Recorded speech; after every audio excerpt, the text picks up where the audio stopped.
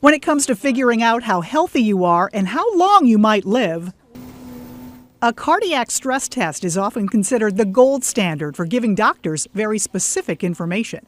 For their risk of a heart attack and dying from a heart attack in the next 1, 3, or 5 years. But what if you could predict your longevity quickly, easily, and without even leaving your home? Like that? Today in St. Louis, reporter Dana Dean just perfectly executed the sitting rising test. Scientific studies over the past 15 years have proven if you have trouble getting down and getting back off the floor, it's nothing to laugh at. Oh, there's no way. Am I supposed to sit? Yes. And then not use my hands? Yes. Oh, this is not going to happen. Scores are based on a scale from 1 to 10. On her first try, Heidi scored a 6. I better start stretching now. You work out a lot? Yes, but apparently not the right way. She's actually onto something. Dr. Cloju Aruju invented SRT to easily measure non-aerobic physical fitness.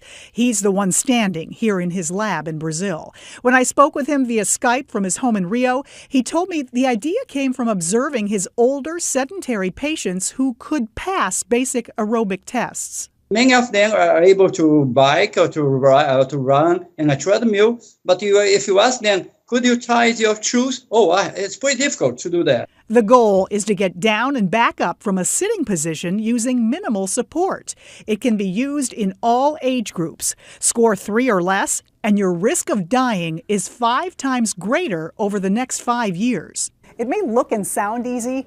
Here's how you do it. You cross your feet and go into a seated position without losing your balance. That's 5 points.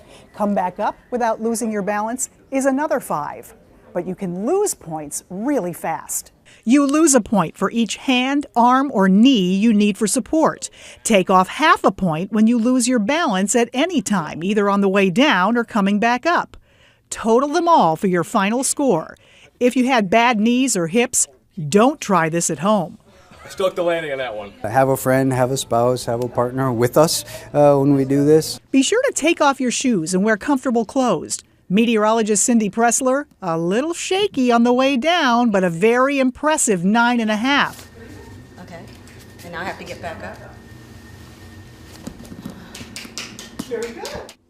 Sarah Daly, a perfect 10. Art Holiday. He's a little off balance. That's immediately the thing that you notice. You know, you're trying to steady yourself and lower yourself. And, you know, at 6'4", it's a little problematic. We'll give him a 7.5. But for every point you get, there's a 21% decrease in mortality from all causes. Our cardiologist, Dr. Lim, says it makes sense. The more active we are, the better we can accommodate stressors, the more likely we are to handle something bad that happens down the road.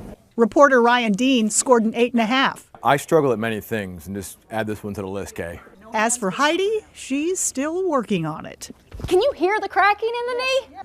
By the way, if you're over 50 and score a perfect 10, you should be proud because not many people in that age group can do it.